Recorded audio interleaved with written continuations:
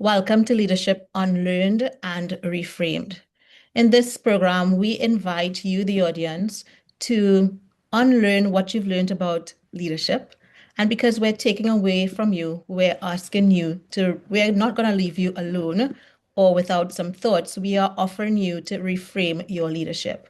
By reframe, we mean that we will be sharing insights and observations of people who and people who are adjacent to leaders. When we speak about leadership, we are not only talking about a role in an organization, we are inviting you to take up your leadership mantle wherever you are. So, what does that look like? It could be in your family system, it's very much needed in our communities, it can be in your place of worship, and even on your local football or netball team.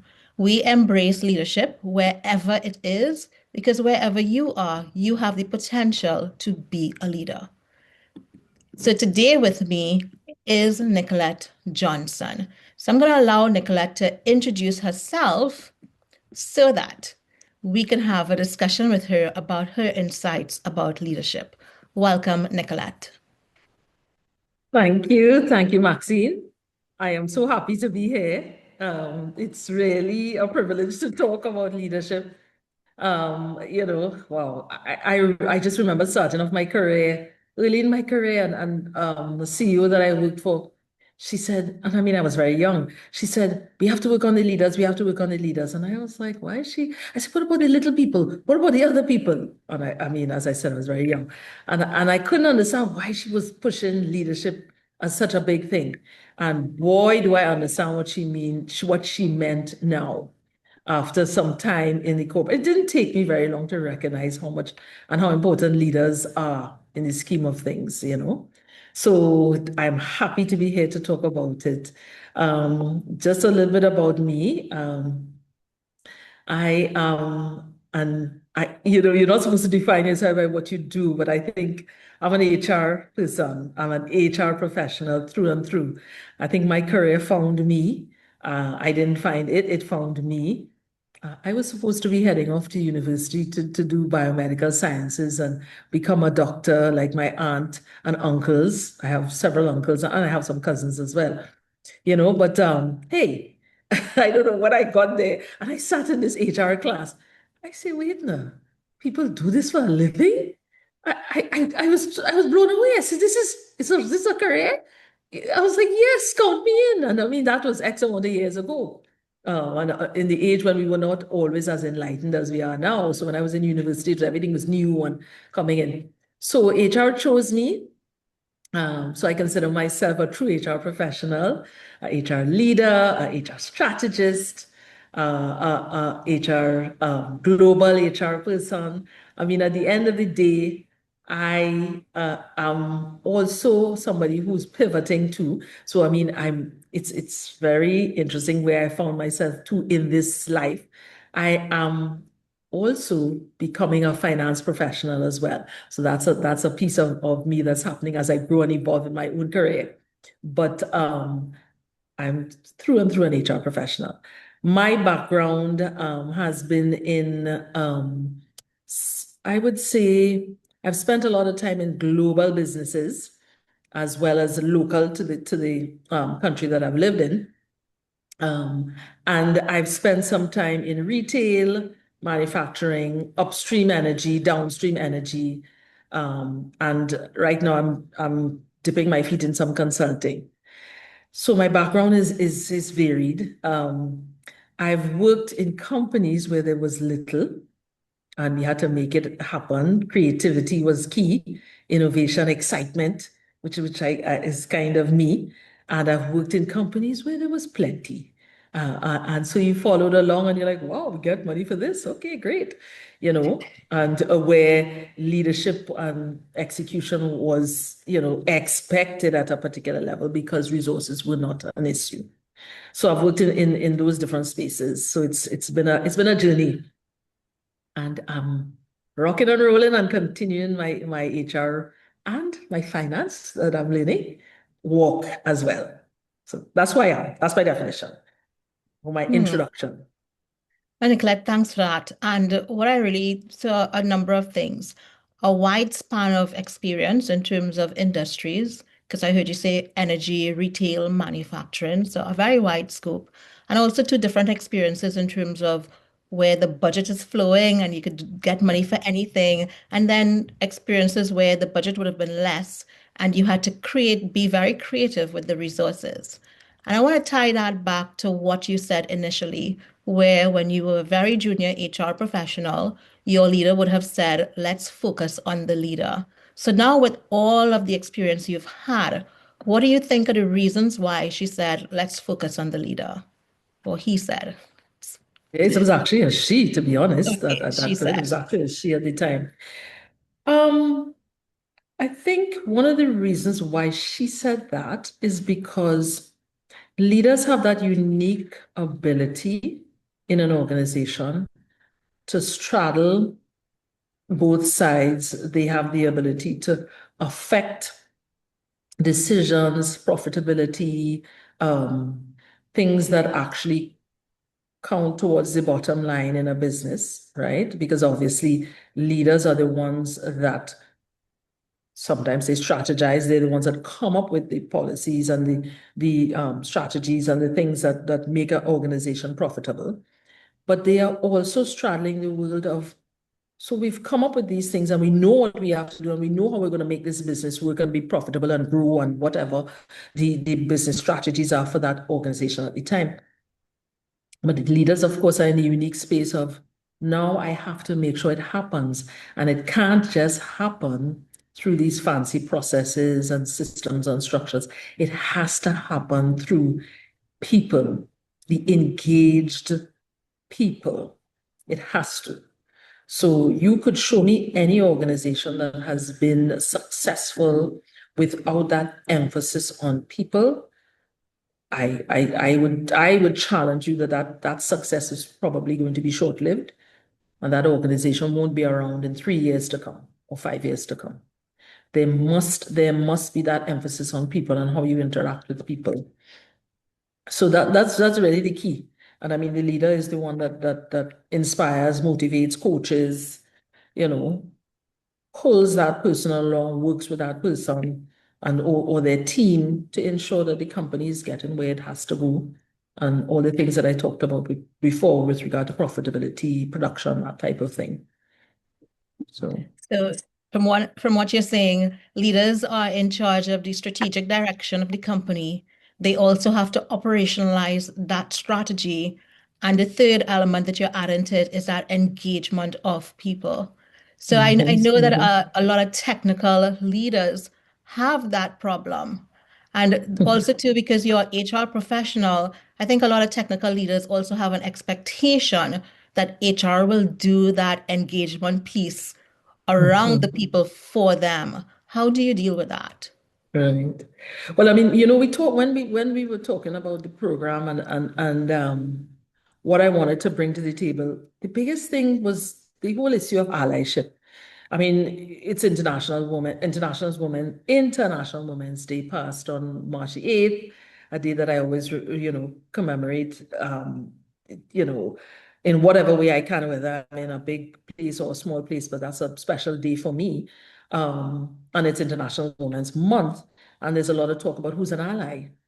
And a big part about being an ally is an individual who actually works with others for mutual benefit or common goals or towards a common goal. So HR really needs to work with leaders towards a common goal and for the mutual benefit of the company. So HR working with leaders, we have to be partners. We have to be close. We have to be tight. Um, I mean, I was preparing for a workshop to work with young HR professionals. And one of the main things, and I have it written down, so I'll just look down as I tell you, as I reinforce it, because I was like, gosh, I wish somebody had actually talked to me about this when I was a young HR professional. There are things that HR owns and there are things that leaders own. And we have to be very clear on who does what. Because if we try to straddle and do, if I say if we try to strike the wrong group tackles the wrong thing, it's not going to work. So, for example, you talked about, leaders. HR owns policy, HR owns compliance, HR owns strategies for talent management, for total reward design, for culture, for DE&I. We own it in terms of strategizing, coming up with what we think will work based on what we know. HR manages the systems and the data. But what managers or what leaders or actually own is that day-to-day people leadership, that day-to-day people coaching, that development of your direct reports, that performance conversation. And I'm just glancing down to make sure I don't miss because I made my notes here. The hiring decisions for who should be working where and what. Setting the culture and the tone for values and day-to-day practices. That's what managers own, leaders own. I'll come back to the link and the interjoining with HR.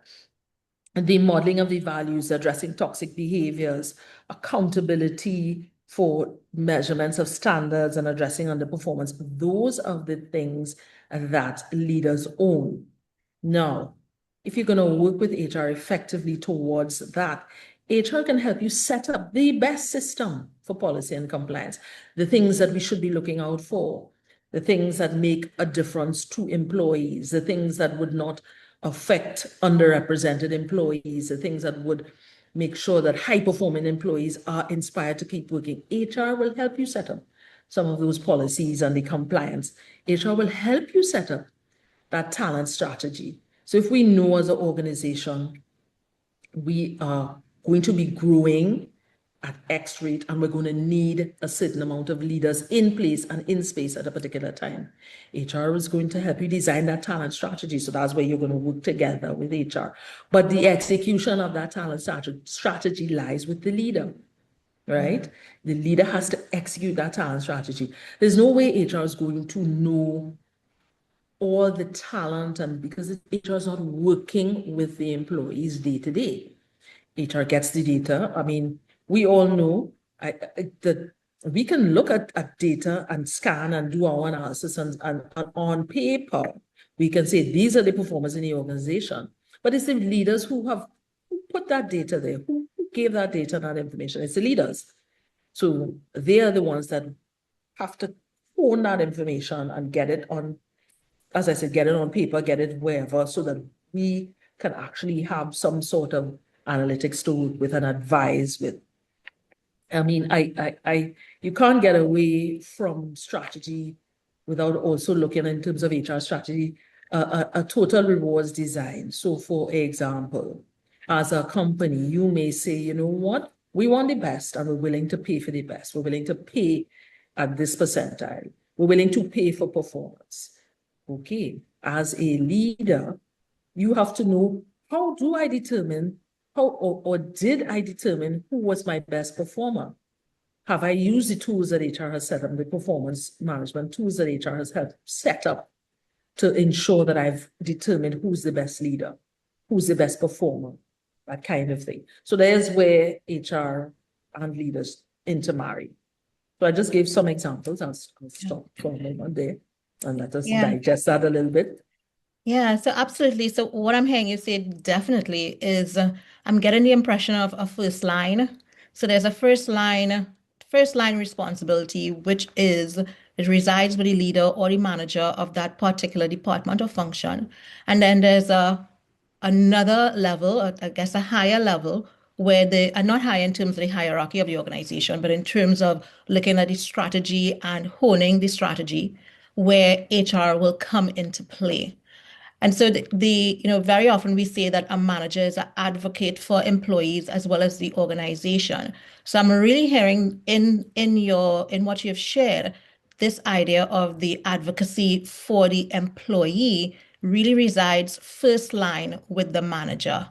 And I'm sure that that must bring up a lot of resistance. Mm-hmm. A lot of Mm-hmm. resistance. So, how do you deal with managers who are resisting that this is in fact part of their purview?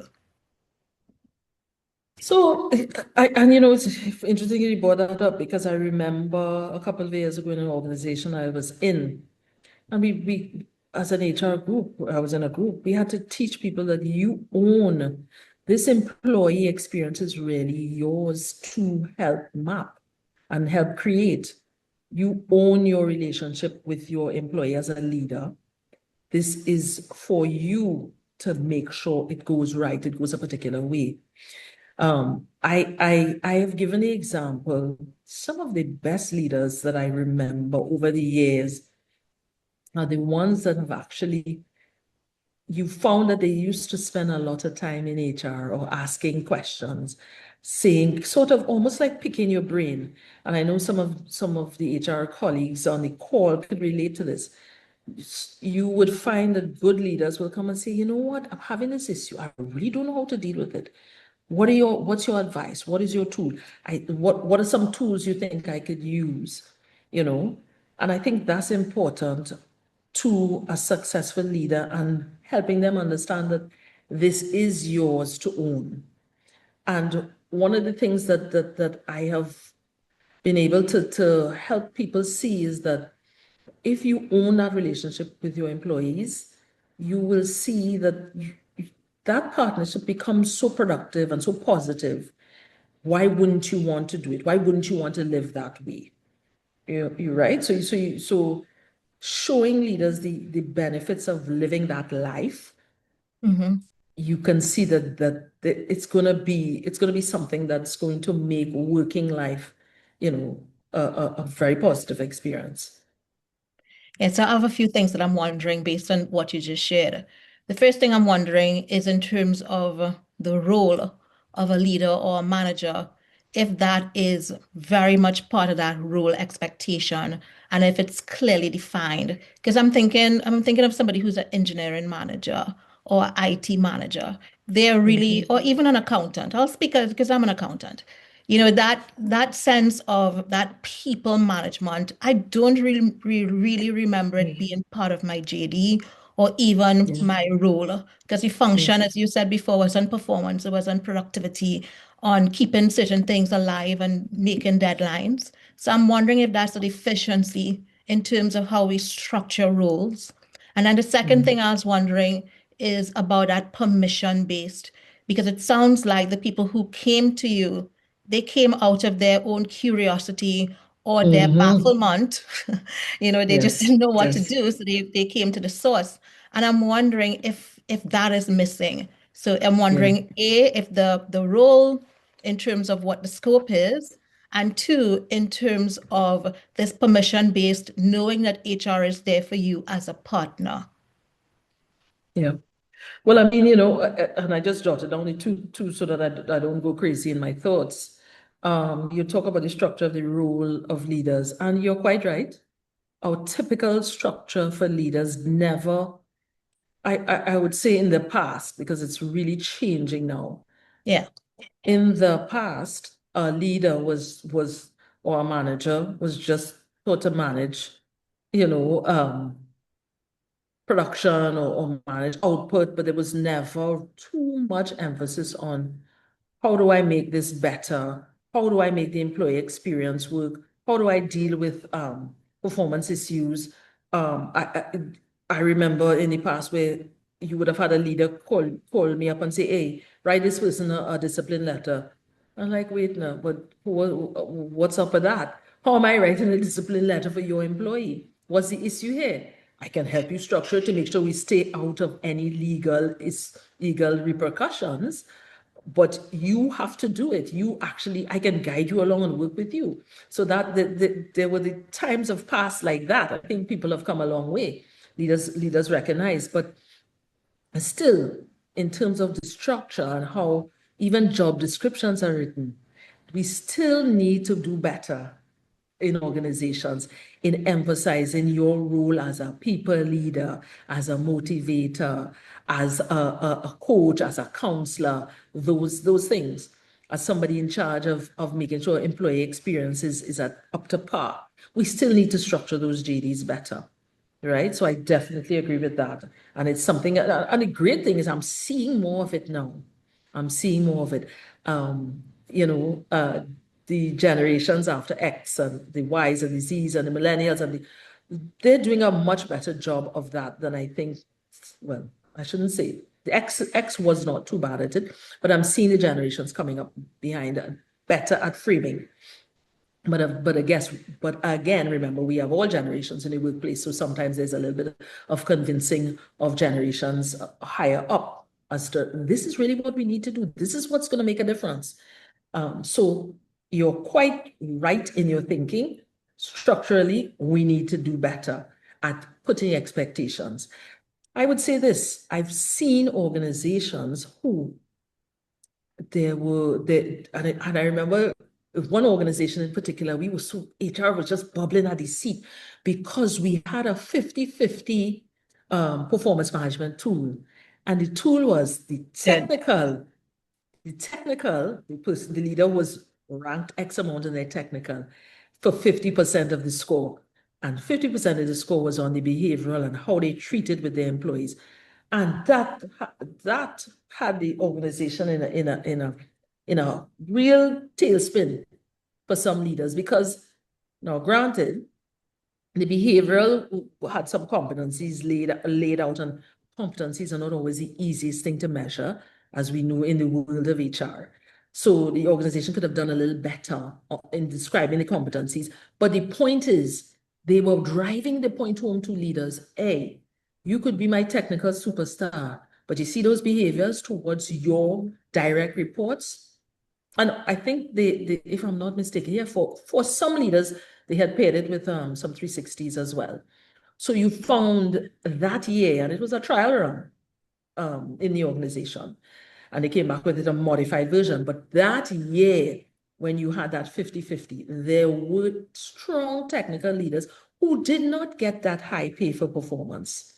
They got, of course, strong technically, so they might have gotten close to 50, but there were some leaders who might have scored 25 out of 50 in the behavior. So they didn't get as much pay as they would have expected because of the behavior. So that was where structure, the organization forces structure to tell the leaders, hey, this is what we expect.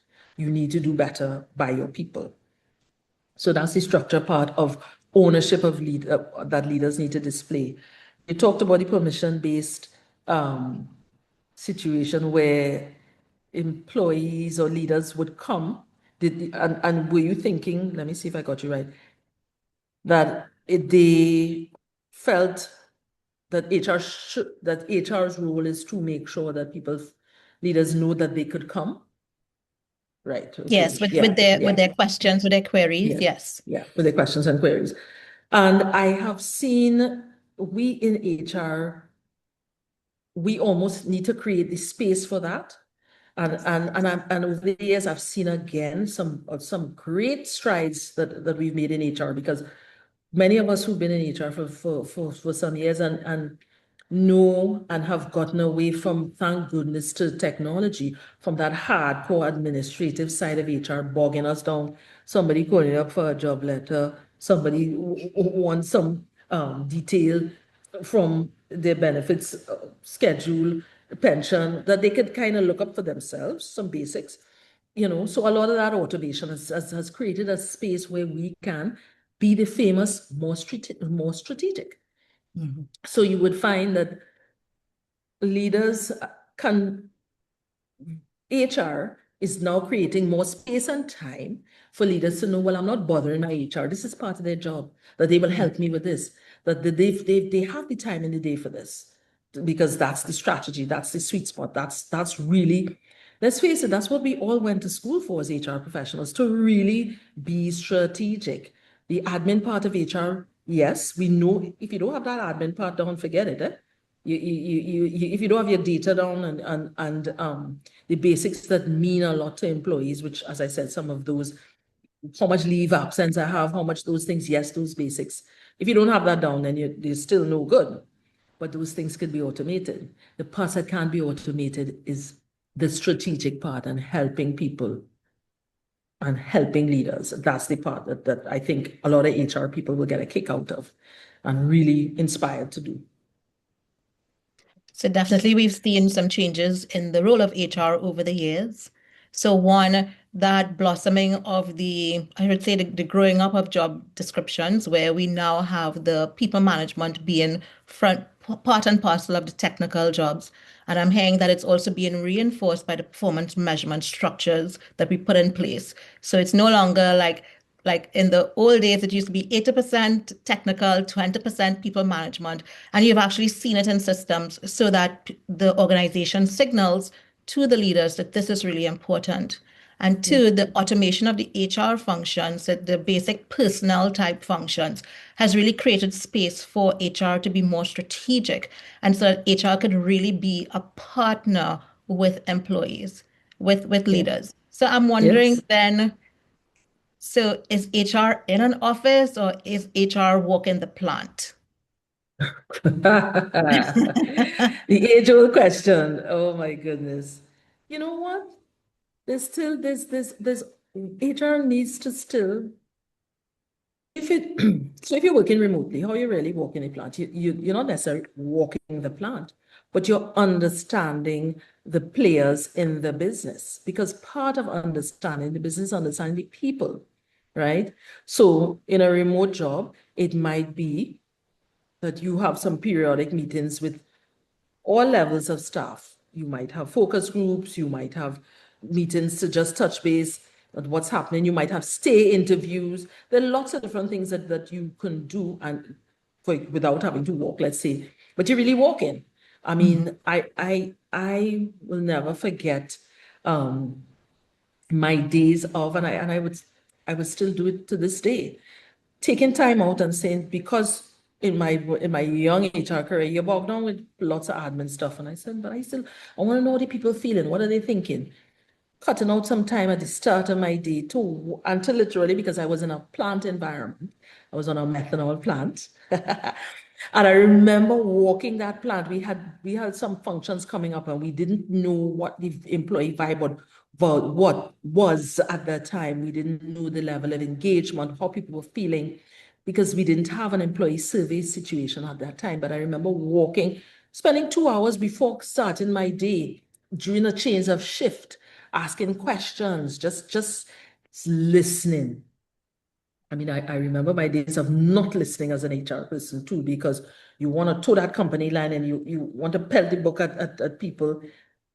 And again, that's the days of, HR being the police. We don't need to be the police. Actually, a lot of policing, if it has to be called policing, really starts in the leadership line. Yeah. It really does because they own once we've come up with policies and systems and procedures as an organization, the execution of it really lies with the leaders. But there's no taking away from walking the floor. There is no taking away from that. You, as an HR person, I mean, there's so many tools that have been put in place for us to try to understand people and how they think and the psychology behind. We're not psychologists by any means, but we have through our training a special understanding and a special set of empathy and a special set of traits that we have to employ. So we can't get away from it. We will always have that touch and that feel that must happen to be a good HR person. Yeah. And I'm imagining that good HR person is that good partner for our leaders. So I Mm. just want to turn to our audience. I recognize and thank you for joining us. And I'm wondering if anybody in the audience has any comments or questions for Nicolette in terms of her presentation today. You can just put your voice into the room, whether you're on or off camera.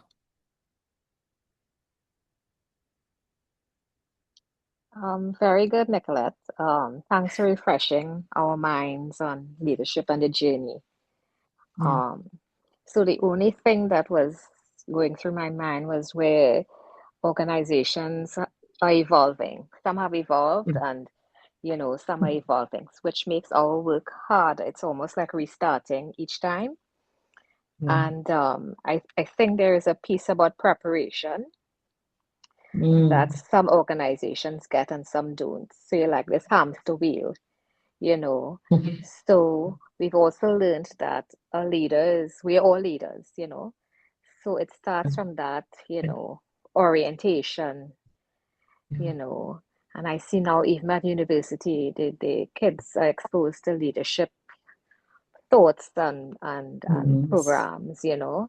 So I think Yes. there's a piece. So it's straddling both. So you might come from an organization which you described where, leadership, we didn't have to police. But then you might be joining a new organization where you're taking 10 steps back. And Yeah. how do we straddle and manage that? Yeah. Yeah. Thank you, Yeah. Camille. Any Yeah. any response, Nikki? Yeah, definitely. I mean, that's excellent because some people complain about some maybe a smaller family-owned business just might not have that thinking. And one of the things that HR will have to do in a case like that is present that case, present that business case. Hey, if we do this, if we train our leaders in this way, if we operate like this, here's where you're going to see benefits. Give me a chance. Let me try this strategy for 3 to 6 months with your leaders. Believe in me. Show them, and sometimes the data isn't easy to find, but show them, look, this business they've done this, and this is why they are successful. I was looking today, and I said, I just put in, just out of curiosity, high performing organizations with with what does their HR look like? High performing organizations. I just put that in. And they talked about talent management, deliberate processes for talent management, deliberate performance calibration, deliberate activities towards pay for performance. So Camille, one of the things that I would think and it's not going to be easy, is show people in leadership in organizations that may not really believe in the value of HR practices and strong, that listen, if you do this, it's going to make your company more profitable. It's going to make your company where people want to stay. It's going to help your turnover, that kind of thing. So we have to So do they're all, some educating and yes. convincing. Yeah. Thank you, Nikki. Any other questions or comments for Nikki from the floor? Hi, this is Lisa. I just wanted to ask a question with regards to performance management. In our experience, it's turning out to be a very onerous process for our leadership. And then it's also not an accurate reflection if you're doing it, even if you're doing it biannually, it's not an accurate reflection of growth, of initiative, of people having a good culture fit with the organization, even if they're challenged with their performance. And we're trying to reinvent the way that we look at performance reviews, looking at AI tools that are available to us now. So things like Fireflies or Whisperflow, things that sort of like capture the interactions between leaders and the staff that they're responsible for in their check-ins, to have sort of like a reflection of what real life looks like, rather than a survey, a 360 survey, which just sort of like captures how people feel about that person in the moment, even if you try to look at their past 6 months. I don't know, what is your experience, or what's your outlook on what performance management looks like in the future, or in this year for that matter? Yeah, great. I mean, great. I love the fact that you're using those AI tools or thinking about that's fantastic. My reflections are, I think we still need to do some more work and training with our leaders on what is performance management. Why does it make me feel so uncomfortable? I think we need to go deeper, because if people feel comfortable with understanding why we're doing this, equipping me with the tools, I think no matter what you use, you're going to have a better outcome and you're going to have a more accurate outcome. And I think that, I've seen organizations doing that, and they do good at doing better at that. So for me, that's the future. Better. And it's almost like letting people know, it's going back to that human piece, you know. our AI tools really help us, but you, especially you leader, you are being trained to use the tools so that you get the best result. So Lisa, I still see a better and more in-depth training in that's like a functional area of HR, almost training the leaders as if they were HR professionals. Mm-hmm. That's where I see it going. Something Yeah. you said just now that was really useful is the concept and embracing the concept of performance management. And I think that's not just for those who have to conduct it, but those who have to receive it. And see it as an Yes. opportunity rather than, something that could possibly be punitive. Yeah. Yes. And, Yes. and to join you, Nicolette, I think that in a lot of times performance management is seen as that tick in the box exercise to give a bonus or increase or promotion. But it's so much more than that, right? It's all about the continuous improvement of the employee and by extension, the organization. So yeah, I do totally agree with you. Any other Yeah. so thanks, Lisa, for putting your voice into the room. Yeah. Anybody else before we move to Yes, I have a question. Can you hear me? Hello? absolutely. Go right ahead, we can hear Can you you. hear me? Yes. Yeah, so Nicolette, earlier on, Clarice here, good afternoon, everyone. Hello. You mentioned earlier the benefits of having the line managers take ownership for people management. Yes. And the fact that some organizations are advanced where that is fully adopted, and you have other organizations still tagging along. Do you have any tools and techniques you can share to kind of help those managers who have been, struggling to kind of adopt that they are responsible for their people? Mm. You know what? The leaders tend to respond to what's the word I want to use? To something that gives them extra, right? So, because a lot of leaders are competitive. I don't want to say most, but a lot of leaders are competitive. So, it's almost like doing positive. If you get this performance management right, if you do extra with your performance management training, or if you have a group of your direct reports in their analysis of you, and that's really, I mean, it's tough, but if in their analysis of you, they rate you as a top leader and a person who gives fair performance appraisals, that kind of thing, Clarence, I could see that working. Now, as I said, the company that I worked in before that they tackled it in terms of the 50-50. And so there was a little more on the punitive side. If you weren't great with your employees, you were marked down. I really want to see, and I really suggest that some more positives. So if you're a great people manager or great evaluator, you will get extra. So it's not a situation being marked down. It's almost you get above and beyond, that kind of thing. And I mean, a lot of it, we know we have to get more creative in terms of what we give as rewards. Many people, it's not necessarily about money. It is always about money, but then it's not necessarily about money in terms of time off, help contribute to their causes, lots of different things that leaders and employees want. So, Clarence, my thoughts on that are to create a space where structurally the organization is innovative enough to actually give positive rewards to those who are mastering that process. And I So, mean, as I said, it's creative, but that's where I'm at. That's where I think. uh, That's what I think. I'm wondering if the Well, answer is in framing the answer as what's in it for the manager. So what's in it for the leader to be a people manager? What's in it for the leader to really be able to be the first line of advocacy for the employee in HR related matters? So does that kind of follow what you're saying, Nicolette? Yeah, Yeah. definitely, Okay, definitely. great.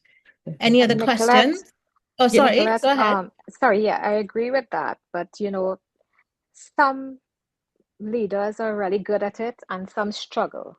So where Yeah, does coaching fit into it and how much, leeway do they yeah, get? Because I really feel a lot of them struggle because they're strong mm, technically, and then they get promoted, and Yes. And they're but not it's really, prepared. really difficult. Yeah, Yeah. just Yeah. even to have a conversation, Yeah.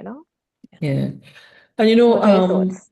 my thoughts are it's the level of rigor that we have to put in it. We have to face up as organizational leaders and as HR people, and that we have to put some rigor.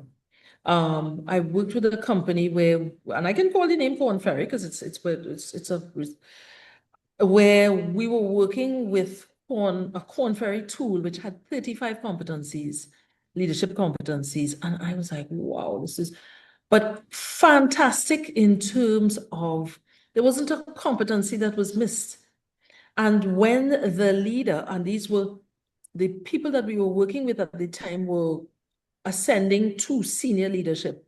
So they were being prepared but for senior leadership, and they were being assessed on 35 competencies. And the competencies where they scored a not great, low, whatever you wanted to do, because it was against a typical leader would score this, you scored this, or you scored that. They were given examples of how they could work on that competency. And there was a system that they were putting in place. Well, I left the organization before it was fully executed, but they were putting a system in place for follow-up so that, okay, these are the 10 competencies that I'm not great at. What kind of training do I need to tap into to work on that? What kind of coaching? Who's a leader that's great in the organization above me that can help me with this? So that's the kind of thing we have to do, is a level of robustness that we have to take up as organizational leaders. And I know that could be challenging at times, but I see that as the way forward. I want to add to that, Nikki, that a lot of times technical people are promoted into leadership because of their technical competencies. And I love Camille's point about the gentle coaching. You mightn't have a Corn Ferry model. And I think most of us know instinctively what it is that, at least most of us who are on the HR OD coaching side, know what technical people usually suffer from in terms of driving for excellence, how they could leave people behind, and also to, their own level of self-care. So even if we start with that in terms of saying in the organization, what do we see as leadership? How do we want our people leaders to be, regardless of where they sit in the organization technically? So even if some sort of, Corn Ferry would be like top class, but Yeah. and there are many things we can do from where we're at to help leaders along. But I think most times organizations don't stop and say, what does my technical leader need to really excel at people leadership? Yeah. Yeah, thanks for that, Camille. Anybody else?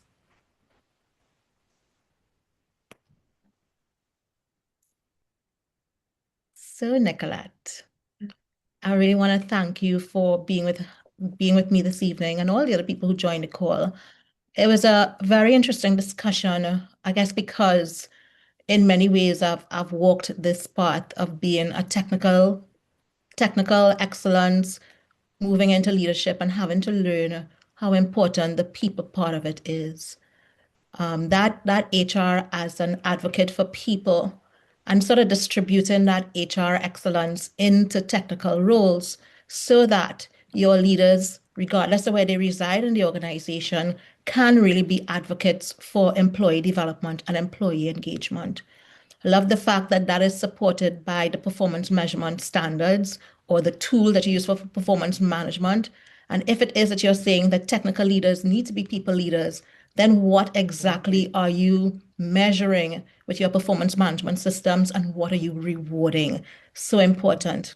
Love the fact that as HR gets more and more automated, those personal functions sort of go away, and you're really left with space to create what you want for leaders, to be that strategic partner. Even though you own some of those systems, there's a great recognition that it needs to be distributed.